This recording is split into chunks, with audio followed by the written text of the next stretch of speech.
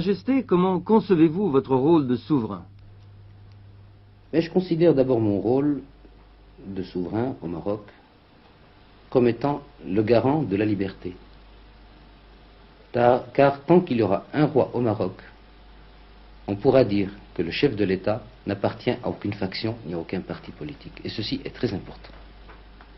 Car, de ce fait, il n'est pas seulement l'arbitre qui voit, mais il peut être l'arbitre qui sanctionne en toute objectivité et sans être traité d'appartenir à telle faction ou telle autre.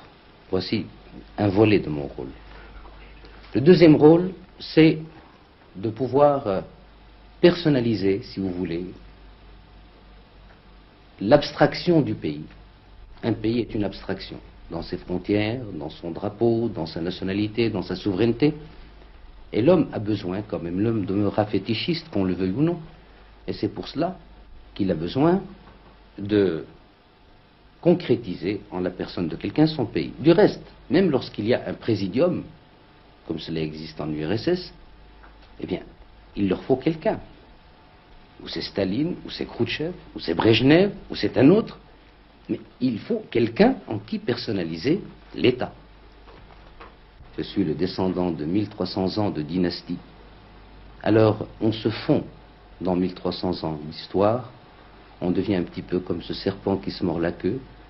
On ne sait pas qui a commencé ni qui a fini.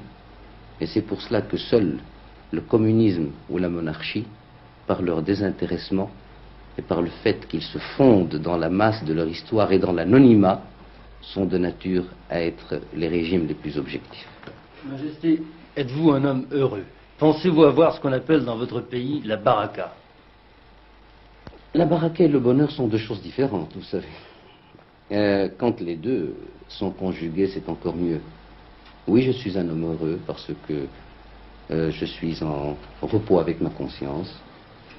Le jour où elle me tense, eh bien, c'est parce que j'estime ne pas avoir assez fait.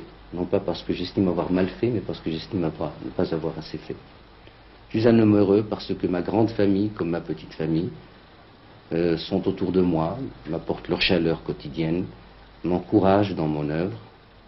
Et s'il m'arrivait de buter, je suis sûr que ma grande famille, comme ma petite famille, seraient les premiers à m'empêcher de trébucher et à me remettre sur pied pour continuer le chemin que Dieu voudra que j'accomplisse.